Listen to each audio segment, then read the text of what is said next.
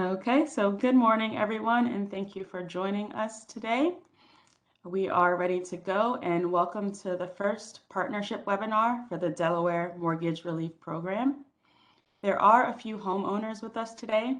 Welcome. We encourage you to glean as much as you can from this presentation, and keep in mind that the slides and the information being presented were created for our partner organizations. We do look forward to hosting more webinars specifically for homeowners in the coming months. Everyone has been muted for this presentation. However, we invite your questions and comments through the chat and Q&A at the bottom right-hand side of your screen.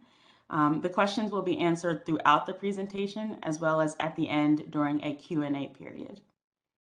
If we do not get to your questions this morning, excuse me, your questions are specific to an individual situation or scenario, we will be sending out a follow-up email that will capture the Q&A as well as provide responses or referrals as needed. This presentation is being recorded, so please be respectful and considerate of others on the webinar while providing comments. The recording as well as the PowerPoint slides will be shared in the previously mentioned follow-up email, as well as on the DE COVID Housing Help website. Today, we look forward to having you hear from our DSHA Director, Eugene Young, our Director of Finance, Stephanie Griffin, and our Mortgage Relief Program Consultant, Reginald Givens, as well as myself. I'm Lori Jacobs, Director of Public Relations. By the end of this presentation, we truly hope that you feel prepared and assured regarding the program. The agenda will include a brief high-level overview of the program and ample time for question and answers. So at this time, I'm going to hand the floor over to DSHA Director Eugene Young Jr. It's all yours. Good morning, and Lori, thank you for that handoff. I will be quick in my remarks and straight to the point. I just want to, I always say, start where you plan to finish or how you plan to finish. And so with that said, I want to thank you all for being here. It's great to see so many. I'm looking in the chat, see so many familiar names and individuals that I work with, council people, a lot of amazing people, organizations, different entities up and down the state. So it's really cool. I'm glad we're all here today to talk about this important topic. You know, every single day, Stephanie Griffin, who's on this line as our finance director, Stephanie and her team work to help Delawareans achieve home ownership. Yet it's important for us as a collective DSHA, a collective body, to recognize that that's not where our support stops. Our overwhelming goal through this pandemic is to keep Delawareans in their homes. Let me say it again. Our overwhelming goal throughout this pandemic is to keep Delawareans in their home. And that comes through our DHAP, our rental assistance program, and through our mortgage relief program. We're proud as DSHA to administer this mortgage relief program. We're thrilled to share with you some of the hard work that we've been able to do thus far. But more than anything, and I say this wholeheartedly, we're grateful and appreciative of you all for being on and providing your thoughts, ideas, and even critical feedback. Let me say this again. We appreciate your thoughts, your questions, your support, but more importantly, your critical feedback, because that'll help us to better serve the families of our state. And so please do not hold back with your questions. We literally had someone that questioned me and said I look like Wayne Brady on our last one. So so every all questions are welcome. I was asked if I'm related to Wayne Brady, which was out of the blue, but it's just the fact of the matter that all questions are welcome. We really appreciate you all for jumping on, and I can't thank you enough. So I will pass it back over to Lori, and I'm sure this meeting will go extremely well. Thank you so much. All right, thank you, Director. Please all bear with me as I pull up our PowerPoint. And then up next, we have Stephanie and Reginald, who will share an overview of the Delaware Mortgage Relief Program. Thank you, Lori, and hello, everyone. I am Stephanie Griffin. I'm the Director of Housing Finance for DSHA. So when the American Rescue Plan Act was passed, it created the Homeownership Assistance Fund, which distributed $50 million in funds to Delaware. And these funds were made available to assist households who experienced a COVID-19 financial hardship that resulted in mortgage delinquency or forbearance. So DSHA was tasked with administering the funds and have used them to create the Delaware Mortgage Relief Program. So at this time, we want to provide an overview of the program, focusing on sort of the key aspects with a question and answer session at the end of the presentation that will allow time for people to ask questions that might get into some more specifics. So at this time, we will discuss the Delaware Mortgage Relief Program. It consists of two elements, the Fresh Start Grant and the Emergency Displacement Diversion Grant. So I'm going to start by focusing on the Fresh Start element of this program. This element is designed to bring mortgage payments current and to help create a long-term sustainable mortgage payment. So at this time, we're not offering ongoing assistance payments. Rather, we're using it as a one-time payment of up to $30,000. And as you can see on the slide, we're utilizing a homeowner's DTI to establish the framework for reinstatement versus modification. And this is in an effort to ensure that we achieve that long-term sustainable goal. So homeowners that are below 31% of DTI will receive a straight reinstatement assistance to bring their mortgage current. And then homeowners who fall between 31.1% and 45% DTI may opt into a modification of their existing mortgage, or they may choose just a straight reinstatement for their assistance. But then homeowners who have a DTI in excess of 45% will be funneled into pursuing a modification. And this is in an effort to right-size their mortgage payments for a long-term sustainable option based on their current financial circumstances.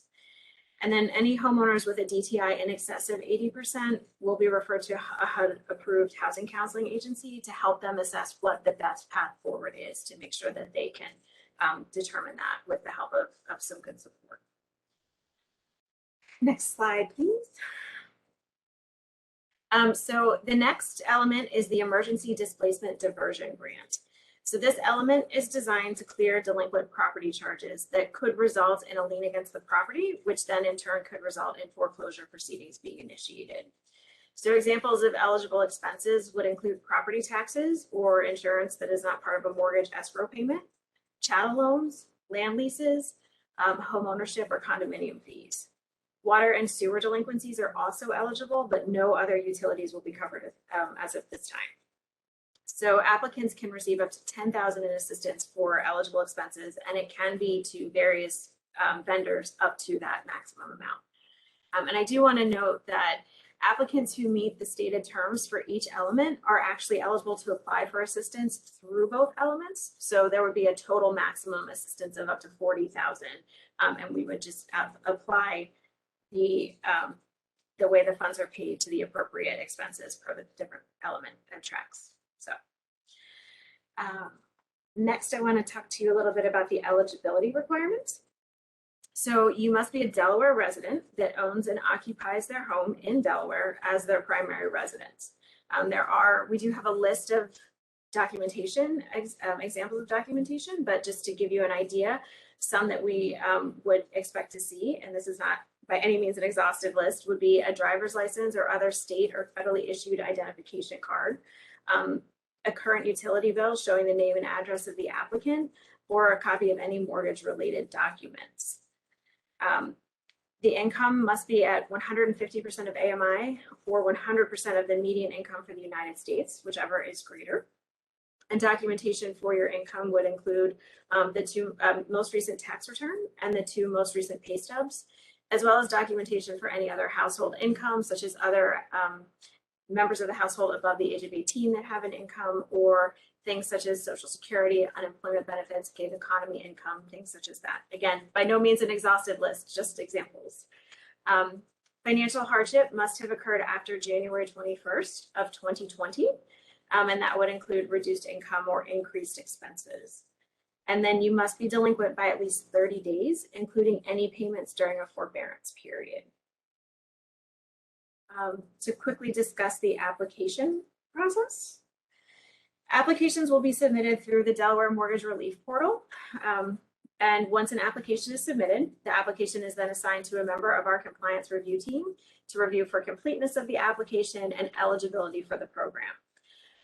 Once approved, the assistance will then be distributed directly to the entity to which payment is due on behalf of the homeowner.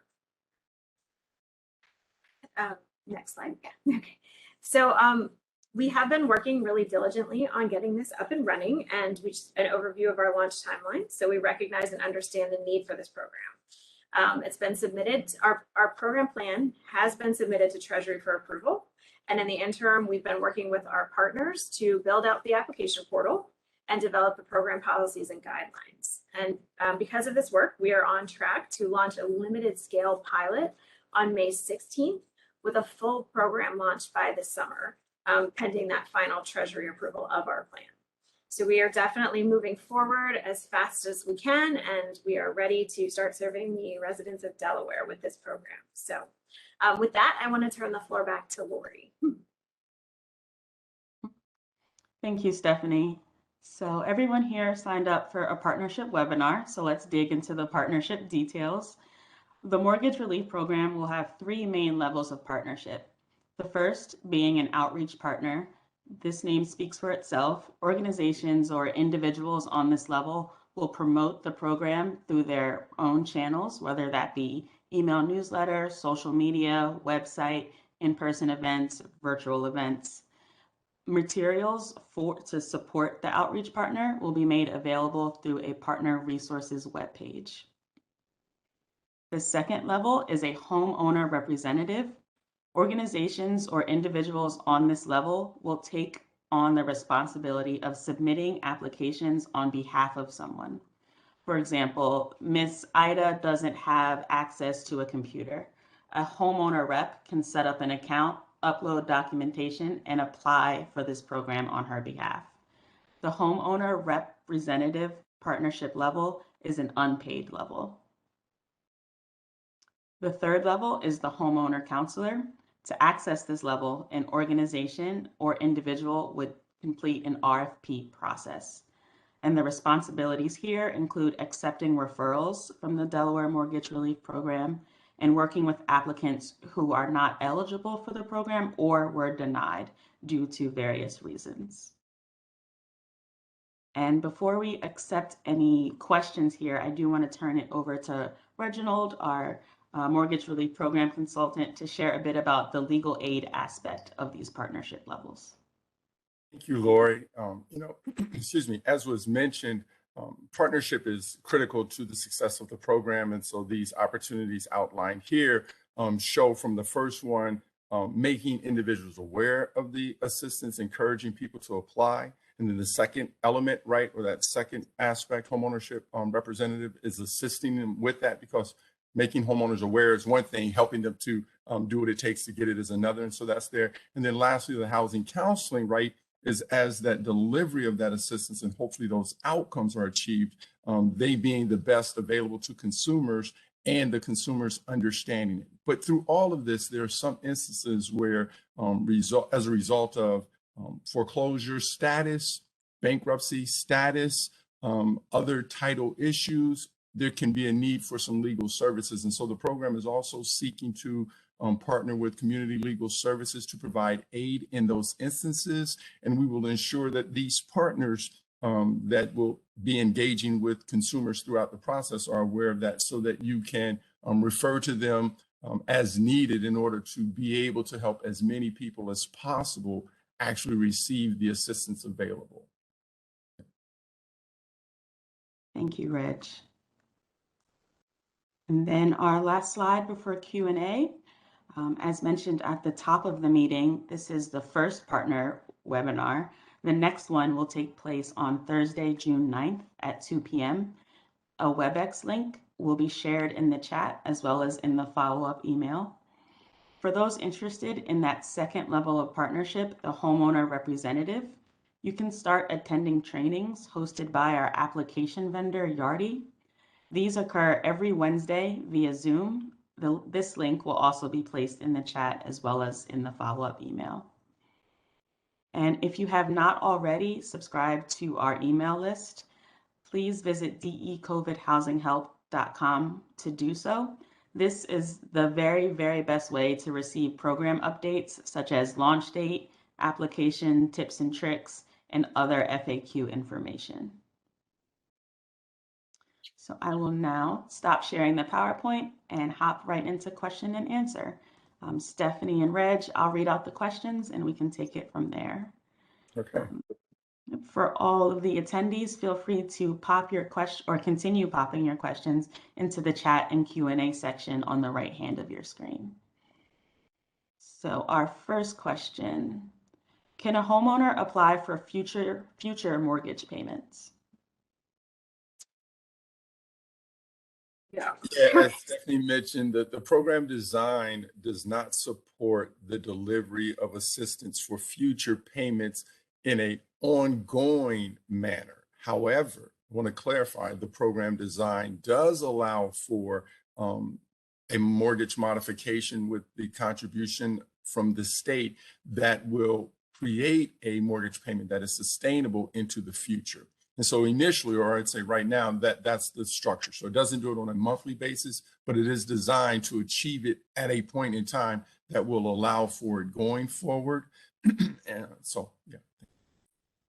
Thank you. And a somewhat related question, can a homeowner be reimbursed for payments they made but could not afford? That's another great question. One of the things that wasn't necessarily specifically mentioned, but I'll say at this point in time, when we covered the eligibility criteria that Stephanie went through, that is absolutely consistent with the Treasury guidance, which is the source of the funding, right? And so they set out the criteria for which one must meet in order to receive the assistance that is made available. And in that eligible use area of that funding, it does not allow for reimbursement. It is specifically for outstanding delinquent property charges, mortgage, taxes, insurance, related to home ownership. And so, no, the program is not able to reimburse expenses previously paid. Okay. Are mobile and manufactured homes eligible under this program? Yes. Under the Treasury guidance, again, it speaks specifically to the dwellings that are eligible. And so that's townhomes, condominiums, single family homes, and manufactured homes, attached and detached. So even if it's real property or not, there is a funding source for lot rent in the event that that becomes an issue. But specifically to the initial question, a manufactured or / mobile home is an eligible property type, and provided all other program eligibility criteria is met, assistance can be provided for that type of dwelling. Okay. Will today's slide and presentation be available at the end? Yes. So the slides and presentation will be available, and you should receive them in a follow-up email by the end of the week. Is there a time frame in which the delinquency must have occurred? Yes. Eligible. You can go ahead, Reg. Stephanie. Well, I was going to say what Stephanie reviewed, though. Yeah, the delinquency must be post January 21st, 2020. So that is the specific, again, date and time established initially by the Treasury that the program eligibility criteria is following, and then anything post that. And given the fact that we're at May 11th, 2022, so right, we're 2 years post that, it's not likely, though there are some exceptions to every rule, that many would have charges of delinquency that would predate that time. Okay. Has the RFP for homeowner counselors partner level role been released? No, it has not been released yet. We are working on that and anticipate having it out very shortly. We just wanted to get these information sessions out there as quickly as possible. So that is forthcoming. Please keep posted. And Laura, is there a place that those interested would ensure they're registered in order to get the notification of that RFP? Yes, definitely. So that notification will be posted on the DE COVID Housing Help website, as well as be sent out through that initial listserv that was mentioned, which by attending this webinar, you all have been subscribed to for those updates. Excellent. Okay. What is What is limited launch specifically, and what are the parameters? So the limited launch, it's a pilot, and we are focusing on a master servicer so that we can work through a smaller subset of the Delaware population that would be eligible for the program. And it's only about 2 weeks, we anticipate, so that we can kind of work through any of the issues with the application process or the system, things like that. So it was intentional to do this so that way when we do the full launch, we can have a very smooth rollout and everybody will be sort of on board. So it is just by limited, we mean that we're just focusing on one servicer's portfolio initially. And I would add, as Stephanie mentioned, it really gives the program an opportunity to test every aspect of the process to detect, as we're sure there will be, some glitches in the system that will need to be addressed, but ultimately best position the program and the process to deliver the assistance to the community at large when the program is launched fully for the state. Is there a firm date that the program will begin this summer? So there is not a firm date because we are dependent upon Treasury approval at this time. However, we, as Stephanie mentioned, we are on track to hit our late spring, early summer deadline. With the prior DMAP program, an applicant could not get funds if in bankruptcy. Is a person in bankruptcy eligible to receive half funds? Yes, my bad. You get distracted there, forgive me. Bankruptcy, and we mentioned the legal aid aspect, which can be helpful. In some instances, there may be a need to involve them in order to deliver assistance to an eligible applicant that's in bankruptcy. However, we believe for the most part, it won't be. It is dependent to some degree on the servicer's response. If it's a Chapter 13, I won't get into details there, but sometimes the trustee approval is required, and that's where we'd involve legal services. But simply stated, bankruptcy is not a deterrent to eligibility. It just sometimes can impact the process that is required to receive the assistance. The slides show this as a grant. Does that mean clients will not be required to pay anything back? That is correct. Yes, it is a grant, so there will be no expectation for reimbursement. And does someone have to pay to participate in the program? No, applicants will never be asked to pay a fee for participation.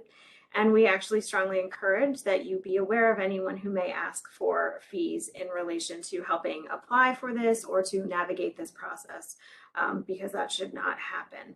So we would expect that anybody that has that could reach out to us and let us know, because there should be no fee associated with utilizing this program. Okay, next question. Does the delinquency have to be related to the COVID-19 pandemic directly or indirectly? Directly or indirectly is acceptable. Again, deferring to the Treasury guidance, it will say a COVID-19 related hardship that results in a reduction of income or an increase of household expenses. And so you see there is some diversity in eligibility there, but directly or indirectly, again, specifically to answer the question, more importantly, COVID-19 related. What type of supporting documentation of financial hardship will be accepted? Great question. The Treasury guidance allows for an attestation. And so the application process asks or requires the applicant to indicate that they have sustained a COVID-related hardship.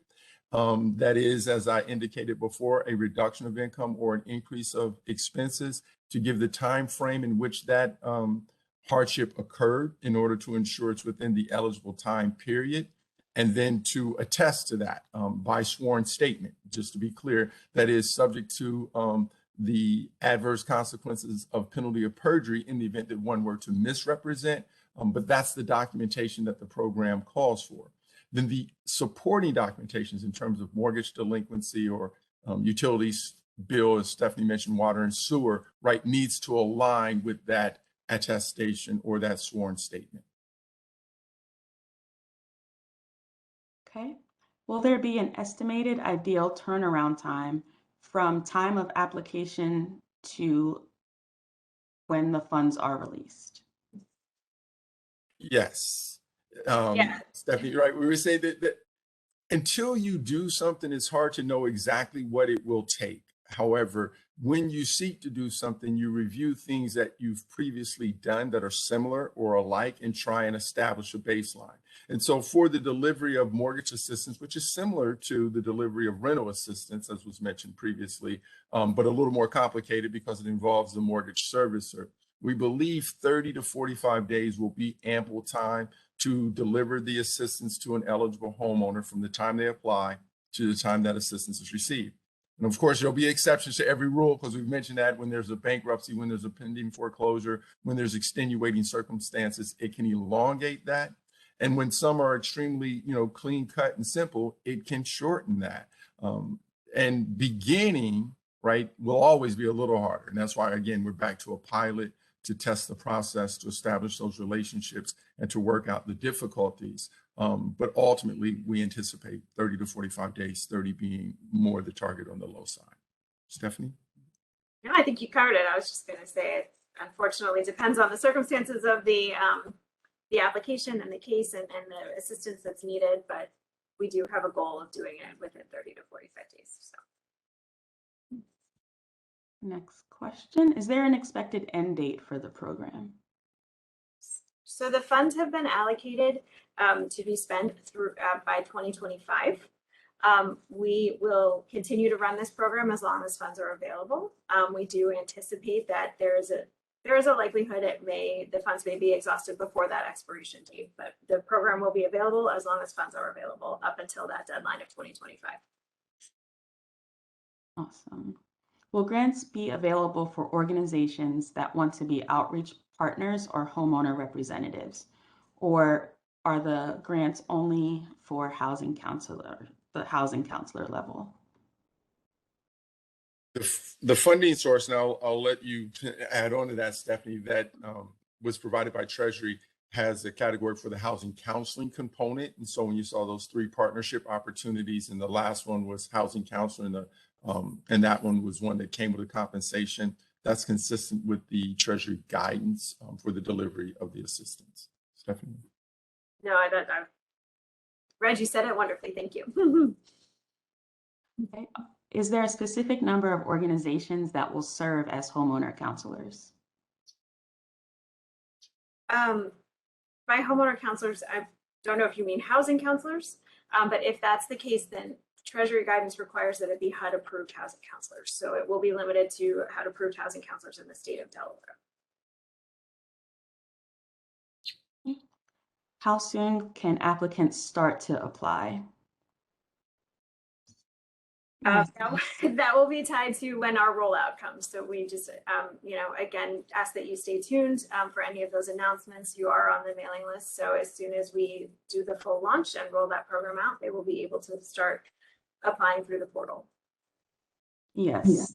And to piggyback off of that, the agency will start to release, again, the eligibility requirements as well as required documentation that applicants can start to pull together and get ready so that they are prepared to upload it into the application portal.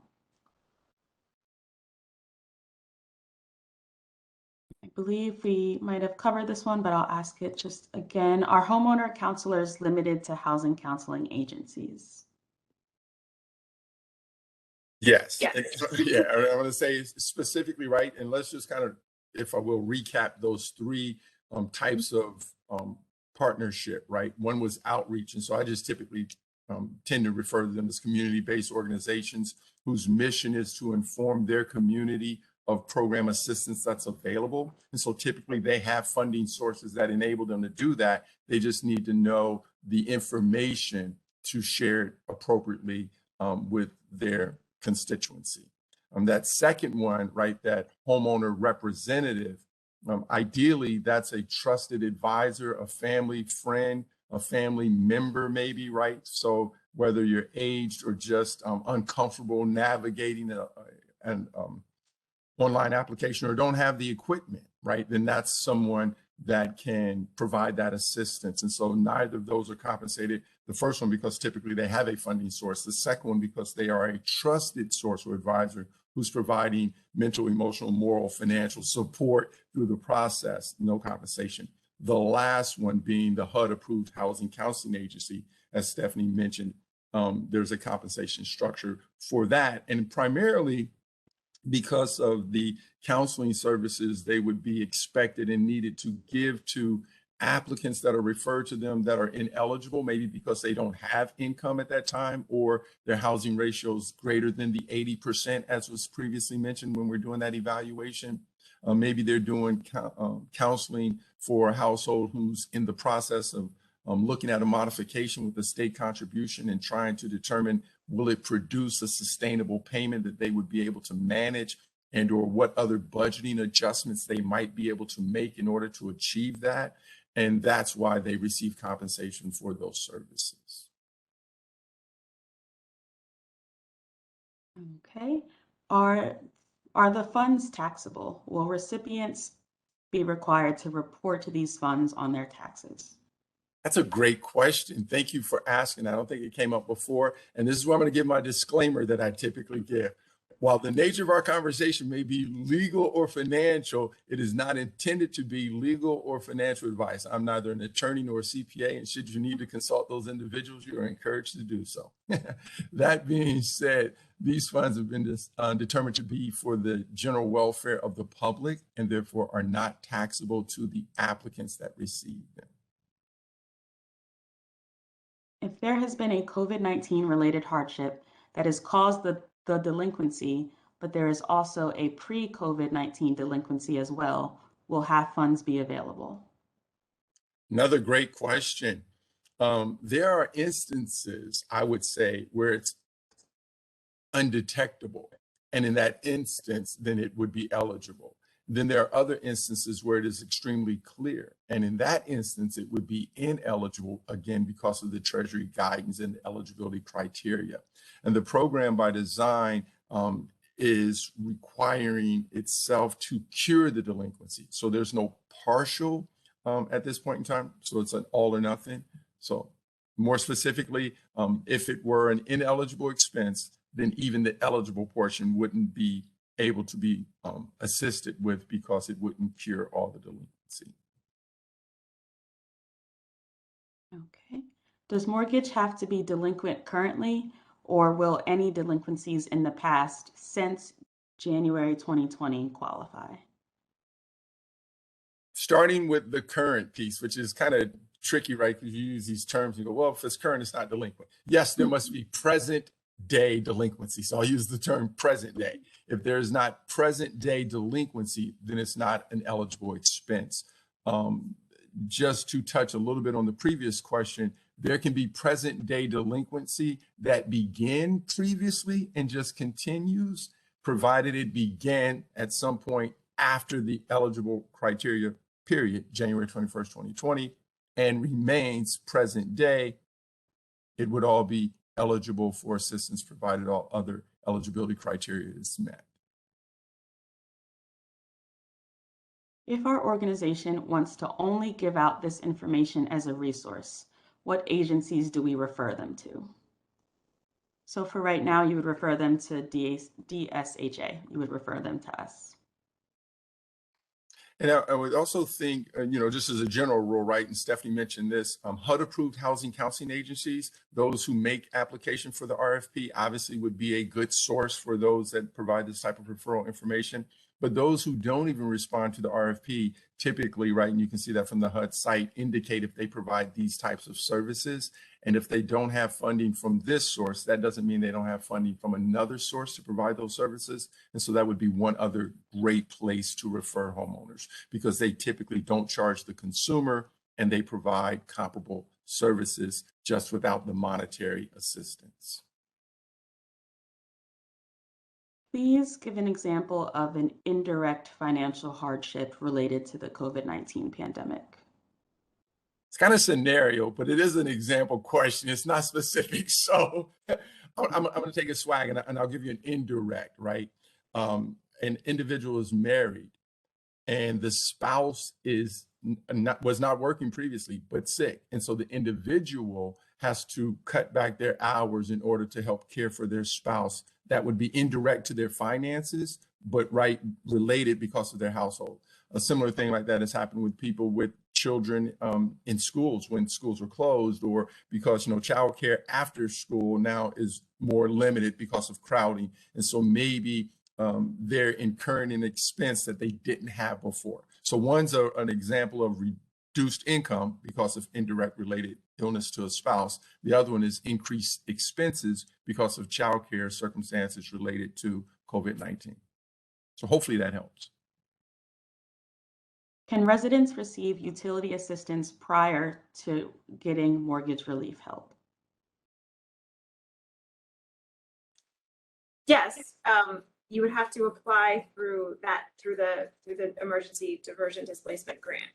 And that process could potentially happen faster than if you were to also apply through the Fresh Start. So you would still have to apply through the portal, through the process, but the timing of assistance for that particular piece may happen faster just because it could be, it just in general might be a faster process. That's exactly right. Great point, Stephanie, right? There's one application, so be mindful of that. And in that application process, an individual is making a request for various types of assistance based upon their needs, right?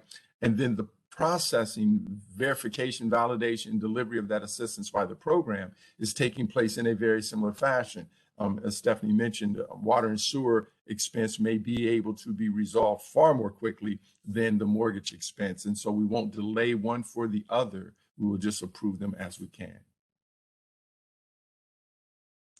Will there be a specific application for mortgage relief, or will participants use a standard UBA form?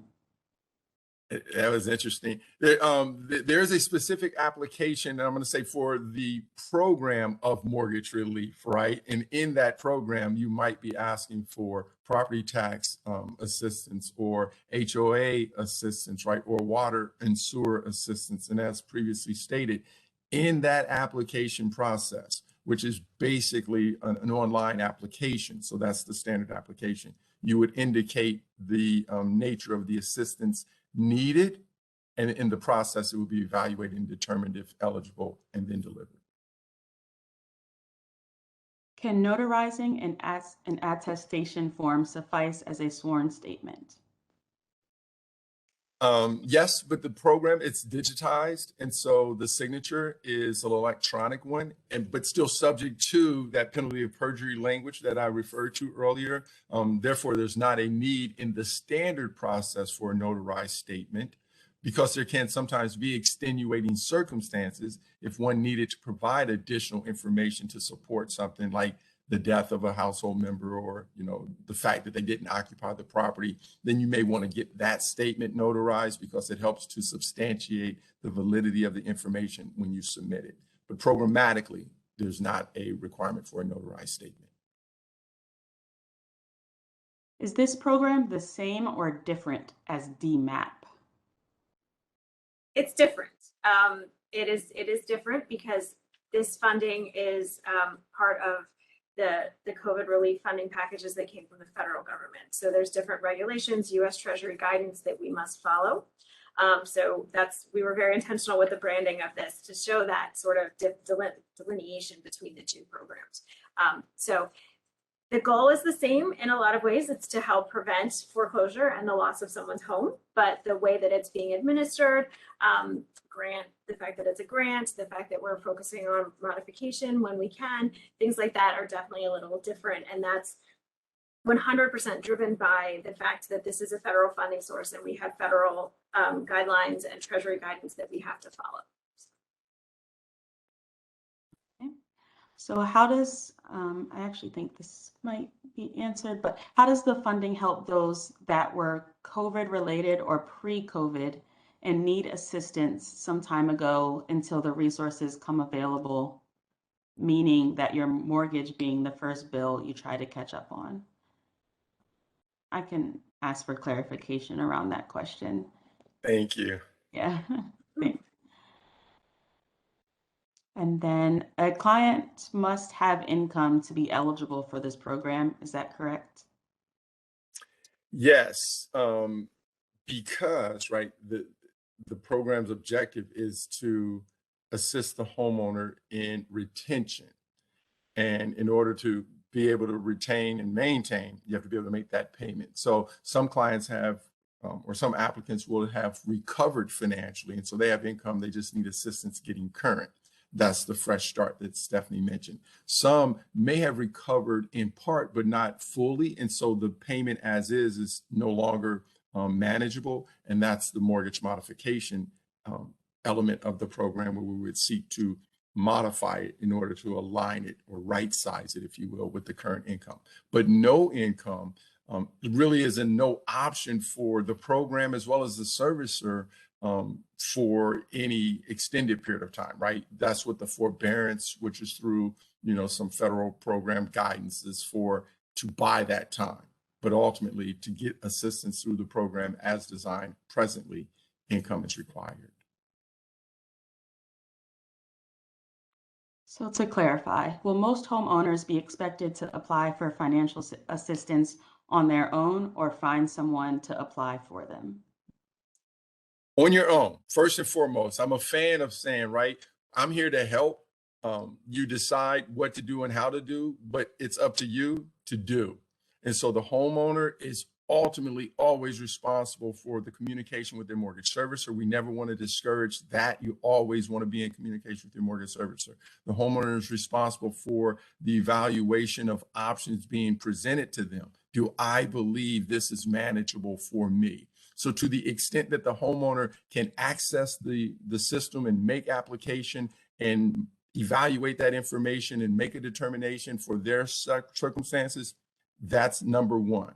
Then when you need help understanding that, housing counseling agencies or the trusted advisor to make that application is there for that purpose alone, but ultimately the homeowner. Is there assistance for landlords who have rented properties to others that lose income for non-paying tenants? There is. That's a different program. That is our DHAP program. You can find information about that program on the same website, the decovidhousinghelp.com, and just click on the information for DHAP. It's DEHAP, as in pizza. I don't know what the appropriate. I'm so bad at those. That's a military alphabet. Right, I'm so bad. Don't mind me. Well, it is almost lunchtime, so there you go. Are these funds subject to Public Charge Rule USCIS? I do not know. We would have to look that up. I do not know. Will there be out-of-state counselors if they go to a HUD-approved organization? No, our RFP will target HUD-approved housing counselors in the state of Delaware. So we anticipate that it will be Delaware-based housing counseling agencies. If you find the DTI is 80%, what is the referral process to send homeowners to housing counseling agencies? That process is being developed as the application process is, but from a high level, right? Now, like I say, this is 30,000 feet. As you start to drop to 20, 10 to 5, and then you get to the ground, you get more details. But essentially, right, an individual would make application to the program. Then there will be an evaluation of their situation. And so seeing that the housing ratio is greater than 80%, there will be a referral to those HUD-approved housing counseling agencies. That messaging would be communicated to the applicant so they know, based upon your housing ratios and or eligibility criteria, you're being referred to housing counseling to see if that can assist in order to help you achieve eligibility for the program. And they'll get that agency information. And then the housing counseling agency will be made aware of that applicant so that that outreach could take place in either direction, therefore increasing the likelihood that the connection will occur. Okay. Will the DMAP program reopen in conjunction with this one? At this time, we do not have plans to reopen DMAP. That may change, but right now we are just focusing on the HAF portion of the mortgage rental assistance, so the Delaware mortgage rental. What is the reasoning or basis for setting a 30,000 cap or 10,000 cap on the two grants? Another great question. There was some analysis done, and which is nice because the state, Delaware does some homeowner assistance programs, and they're able to look at the portfolio of loans that the mortgage servicer services for them and get a sense of the average delinquency of a mortgage, as well as contact county assessors and get a sense of the average delinquency for property taxes, and then try and create what you think is a baseline. Those numbers are therefore established based upon data, but could be increased in the event that through the delivery process, it's determined that they're inadequate. There's the potential to go back to the Treasury and increase those numbers. But directly to the initial question, based upon an assessment of mortgage delinquency and property tax delinquency within the state of Delaware. Will there be a lien against your property if you receive these funds? No, this is structured as a grant. There will not be any documents reported against the property in conjunction with this funding. Does this mortgage relief program help with several months of assistance similar to DHAP? No, it's a one-time payment up to the caps, the threshold caps that we mentioned. It could technically, I guess, apply to several months, because if you are multiple months delinquent and you can get, say you're 3 months delinquent and that's $10,000, then yes, it would cover multiple months, but it would be a one-time payment to bring that completely current. It will not have any forward payment assistance, and the DHAP program does. This does not. Okay. Does DSHA staff review and approve the modification assistance? We have actually partnered with an outside vendor who will be doing spearheading our application review and underwriting process and working through that modification process. We will have internal DSHA staff that will be assisting them, but in order to best assist our clients and to be able to move those applications forward, we felt that it was best to have an outside partner to also assist us with that. And then one thing I'll add to the end of that, though, specifically regarding mortgage modifications, the loan servicer is ultimately responsible for the approval or denial of a mortgage modification. So what Stephanie was mentioning is the collaborative nature of that interaction, but whether or not a modification can be achieved and or is approved is entirely dependent upon the loan servicer. This program cannot demand or require any servicer to modify a loan.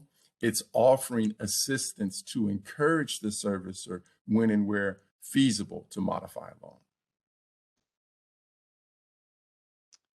Okay, so that is the last question that I see. If I missed your question or you have any additional ones, please place them in the chat at this time.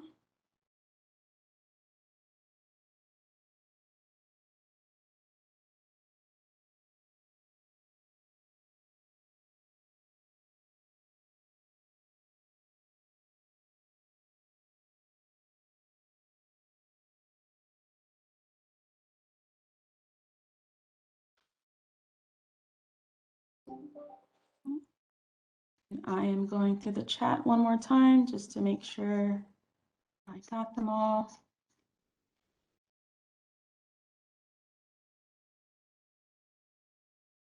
Okay, what if the mortgage company has paid off the condo association fees, taxes, etc., to keep its lien property? Can the emergency displacement grant still be used to pay that part of the now mortgage delinquency?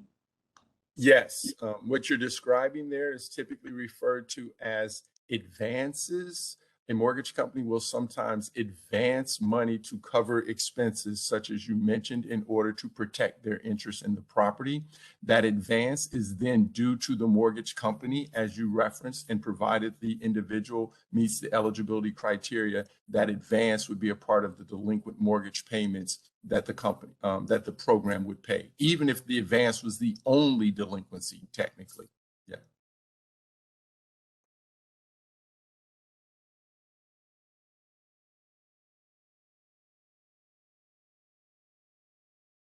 Okay, so if there are no further questions, I would like to start by thanking you all for joining us today. We hope you found this conversation helpful. If you do have additional questions, you can feel free to reach out via the DE COVID Housing Help website. And as a reminder, this webinar presentation, the slides, as well as a summary of the questions asked will be sent out in the follow-up email. I'll turn it to Stephanie and Reg for any final comments. Again, I'll just make the brief comment. I like to say, right, being informed is important. And so we do thank you for taking the time to be informed yourself. And then we just want to challenge you and encourage you to inform others, right? That word of mouth of communication is essential to information circulating in the communities that will not only make people aware that the program assistance is there, but help provide legitimacy that it is there and valid and will meet the objective. So thank you for participating. I encourage you to be mindful to share with others to spread the word. Thanks. And I would just like to reiterate that same sentiments. We appreciate your assistance and your support as we work to serve Delawareans to stay in their homes. So thank you all. All right, so we look forward to being in touch soon. We look forward to seeing you on June 9th, and you will hear from us before then as well via email. So you guys have a great afternoon. Thanks.